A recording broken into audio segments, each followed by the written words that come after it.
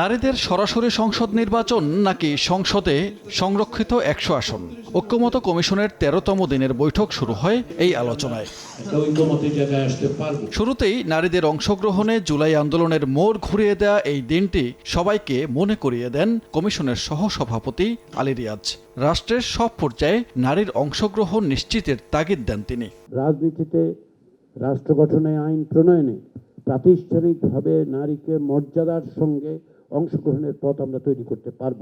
এরপর আলোচনায় কমিশনের প্রস্তাবে ভিন্ন ভিন্ন মত আসে। কেউ সরাসরি নির্বাচনে নারীদের অংশগ্রহণের পক্ষে, আবার কোনো দল মনে করে বাংলাদেশের প্রেক্ষাপটে এখনও সেই সময় আসেনি।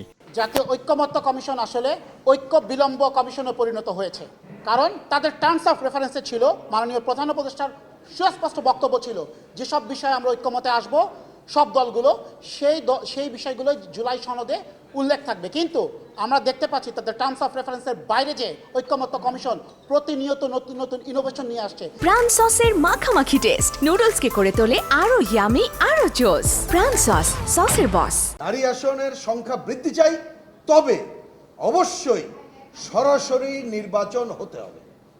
সরাসরি নির্বাচন ছাড়া নারী আসন বৃদ্ধির কোনো প্রয়োজন নাই, এইটা কোনো কাজে লাগবে না, বরঞ্চ নারীরা রাজনীতির সাথে ব্যবহৃত হবে। এই নারীদের প্রত্যক্ষ নির্বাচন যথাযথ প্রতিনিধিত্ব ছাড়া কেবলমাত্র জুলাই আন্দোলনের যে বৈষম্য বিলোপের, গোটা আন্দোলনটাই হয়েছে বৈষম্যের বিরুদ্ধে।